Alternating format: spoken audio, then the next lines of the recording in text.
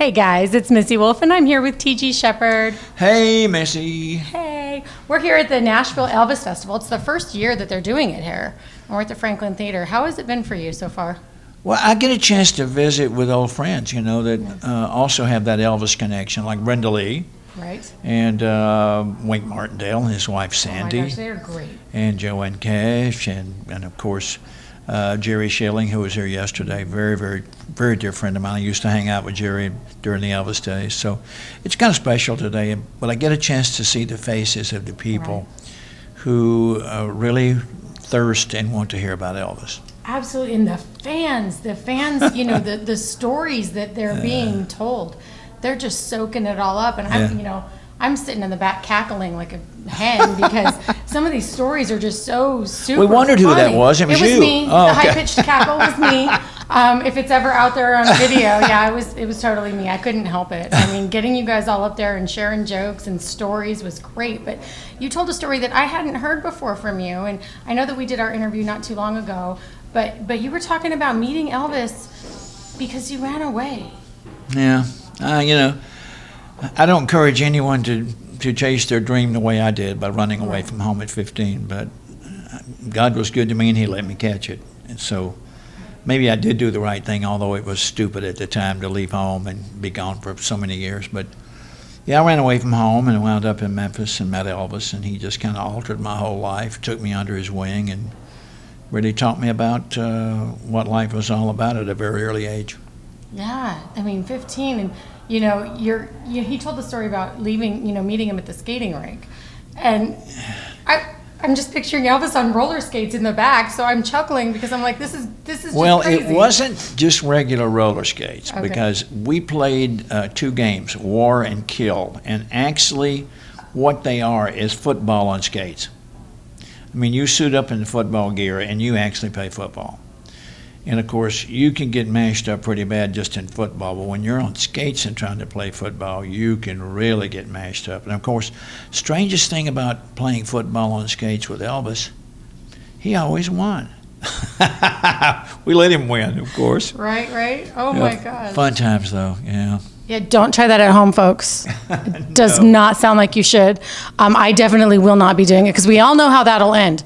Oh my gosh, what an amazing time. Well, the strangest thing about that night was when we got through, I kept thinking, okay, I met Elvis.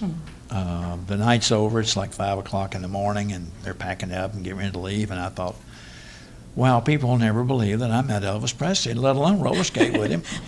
And so I thought, well, this is it. Chalk it off your bucket list. Memories is what it'll be. And he walked right over to me about the time I was thinking that, and he said, "You hungry?" I said, "I'm starving." He said, "Come on, we'll go up to the house and eat." And he drove me up to Graceland in his car with the other guys in the car. And we stayed there until like 8 or 9 o'clock in the morning, shooting pool and listening to music and eating sandwiches. And again, I thought, well, this is it, And so I left my phone number with him. And lo and behold, the next afternoon, about 8 o'clock at night or 7 o'clock, the phone rings. I was staying with a friend, and it was Charlie Hodge, who was Elvis's guitar player. And he said, "Elvis wanted me to call you and invite you to the movies tonight." And I said, "I'm free."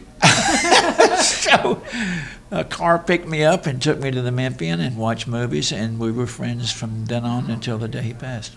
That is just great. It goes to show you in life that there's such a thing as fate and destiny. And as I said on stage today, I told my mom for years that someday that I'd meet Elvis and he would become my friend, and she told me that she didn't want me to get disappointed. But I knew it would happen. And sure enough, we did meet and we became friends, and we became very good friends. That's incredible. And you know what? It just goes to show you, too, don't give up on your dreams no matter what anyone says. Because, when I was 5 and, 6, my dream was, I used to watch Entertainment Tonight. Yeah. And I used to watch them do these interviews. And I was like, oh my gosh. Now look at you. I want to do that. And, okay, I'm much smaller in scale on that, but I never give up on that dream. What you're saying is so true, because here's the thing about dreams and chasing them. You never need to give up on your dreams, because you might not get a chance to fulfill the dream as big as you dreamed it, but you can catch part of it. You really can. Yeah. So I encourage anyone who's watching to never give up, because you can catch them boogers. I know. I caught man, you did too. Yes, I did, and I love it, and that's why I get to sit here with you, and listening to some of the stories today too. I think it was Wink's wife that said, Elvis had done so much in his career in such a short time. Absolutely, that the amount of work that he did was a lifetime of someone else's work, if not more. And, you wonder why things happen the way that they happen. And, he was taken at such an early age. But what he left behind, it was like, he really did. You have to think about it. He had to have served his purpose. He did what he was supposed to do. It was a short amount of time. It really was what he did. Yeah. And the amazing thing with me right now is that he has been gone twice as long as he was when he was here. Wow. And it's still going bigger than ever. I mean, that says something about Elvis as a person. I mean, for people to still be going on generation after generation, it amazes me. Everybody knows the name. Everybody knows who Elvis is. And you've been hearing people talk about it the entire weekend that we've been here. He's the one person that every single person, young, middle-aged, old, they all know Elvis. And we all know where we were. Yes. When we got the news. Absolutely. And you weren't here yet. No, I wasn't. My sister was. But I know where I was. I had just left Graceland and was back in Nashville. And J.D. Sumner called me. And strangest thing about when I got the phone call that Elvis had passed, I know you didn't ask this question, but it just kind of led into it. No, it's fine. When the receptionist said J.D. Sumner's on the phone, I knew instantly that he was gone. Wow. Because J.D. Sumner had never called me. Right. And I just knew, I don't know what it was, but something triggered, oh my God, Elvis is gone. And sure enough, when I picked up the phone, his first words were, Elvis is gone. And I said, oh, I knew. He said, how did you know? I said, I don't know. Something just told me. Right. Wow. And he said, people are going to be calling you because you knew him, and you're going to be besieged with people wanting quotes from you and stuff. So he was warning me of what had happened. But no, I don't know. It was just strange.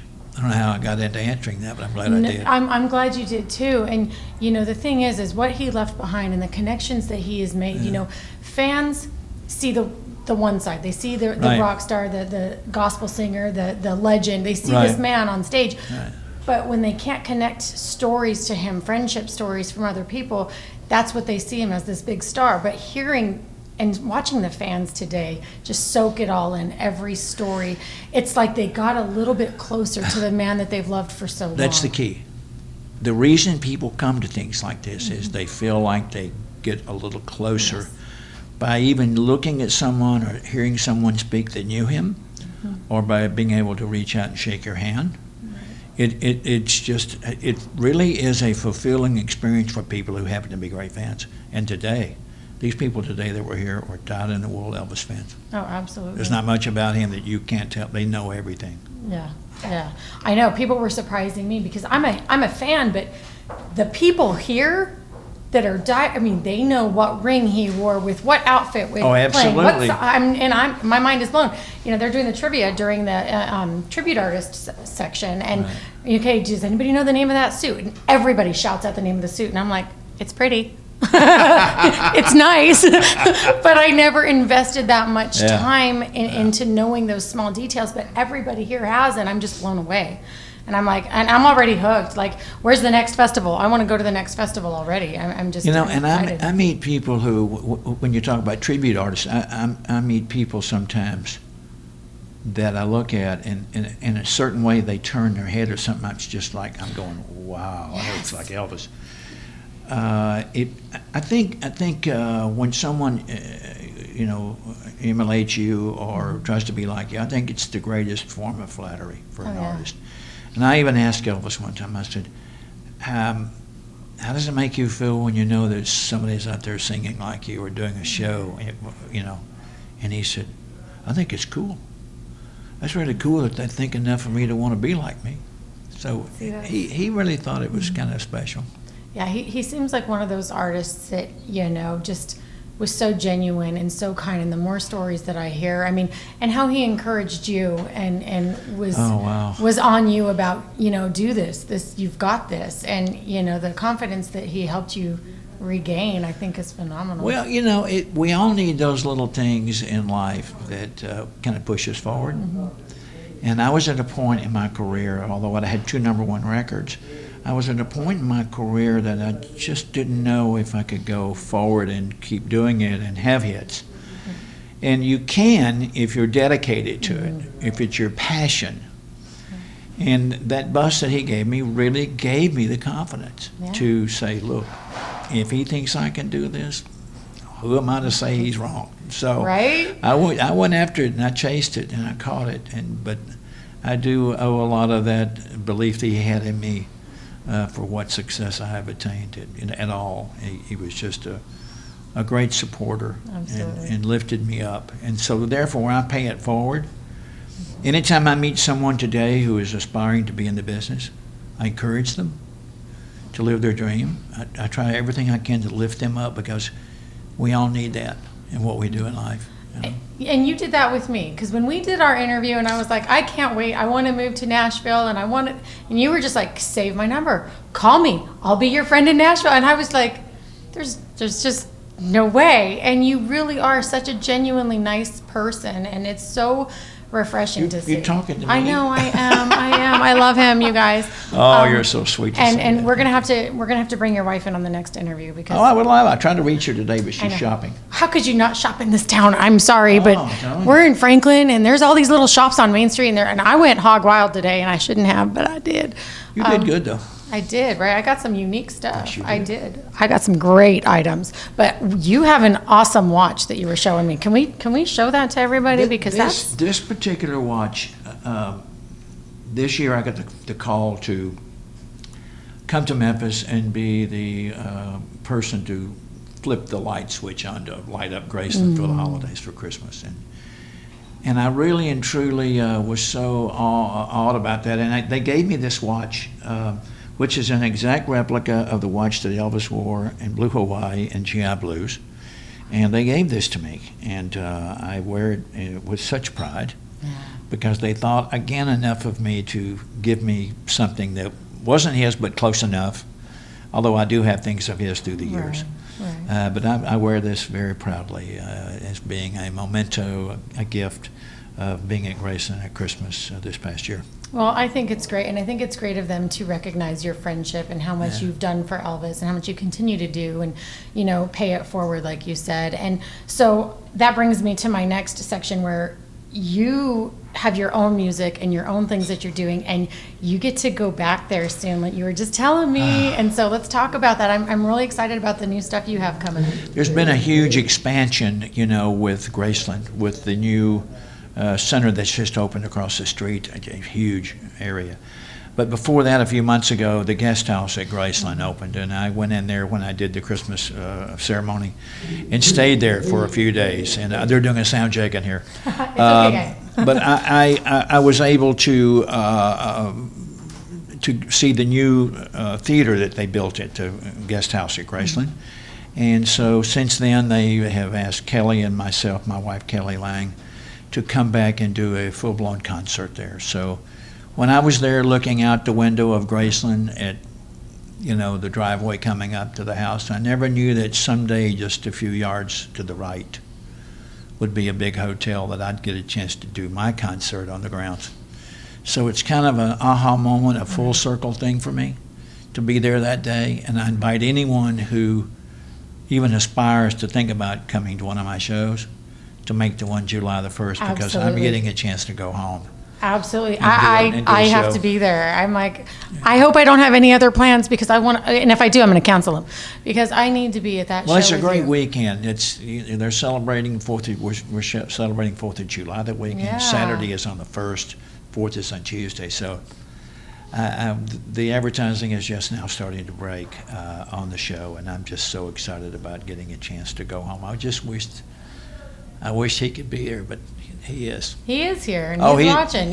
He's watching everything. There were so many fans downstairs that when they were coming out this morning, they were like, we could see him, we could feel him, you know. They would take pictures, and something would happen to, one guy was just telling me downstairs, something happened to their picture when they were taking a picture of one of the guys, Dean, I think it was, on stage, and they were like, it's just, he was here. Everybody came out saying they felt his presence here this weekend, and I'm just like, it's well, you know, I was that way the first, every time I go back to Graceland now, I feel his presence, because I had so many years of being in that house, and at any moment I would see him turn the corner in a room and walk. And when I'm back there now, I somehow still expect him to turn around the corner and be there. And, you know, the strangest thing, I'll share a story with you that I didn't share today at the Elvis Festival. My first trip back to Graceland after he passed was months later. I couldn't go near the place. Oh, I bet. And the strangest thing happened when I went back. Elvis, to me and to a lot of people, was an energy, a light. He was hope. He was the dream for so many. And when he passed, he took that energy and that light with him. When I went back to Graceland the first time afterwards, the fence was not as white. The grass was not as green.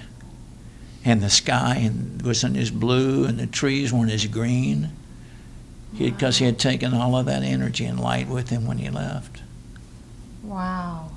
Wow. That had to be one of those moments where it breaks your heart, but it makes you realize who he was, what he did, that and was how an beautiful awesome he power is. that he had to be able to. I mean, there was the thing about Elvis was that I could be in a room and never hear him walk in, and have my back to the door, and somehow you knew he had entered the room. You could feel that energy. Wow. It was very electric. I've never met anybody else like that. I only think that maybe someday when I meet God, it'll be that way. But it was just awesome, that energy and that electricity.